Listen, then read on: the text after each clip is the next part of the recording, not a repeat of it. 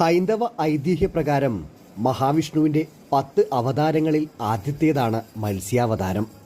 മുൻപ് ബ്രഹ്മാവ് വേദം ചൊല്ലിക്കൊണ്ടിരിക്കുന്ന സമയം ഹയഗ്രീവൻ എന്ന അസുരൻ ബ്രഹ്മസന്നിധിയിൽ നിന്ന് വേദസംഹിതകൾ അപഹരിച്ചു.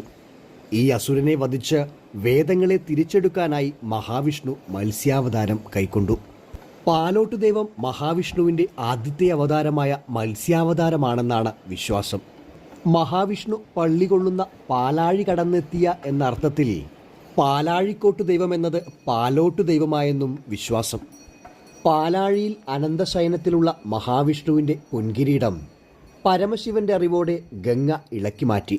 അത് പാലാഴിയിൽ കൂടി തിരകളിൽ സൂര്യനുദിച്ചതുപോലെ വിളങ്ങി ഒഴുകി നീങ്ങി ഏഴുമുടി മന്നൻ നഗരി കാണാൻ 108 അഴിയും കടന്ന് അത് അഴീക്കോട് എന്ന അഴീക്കരയിൽ വന്നെടുത്തു.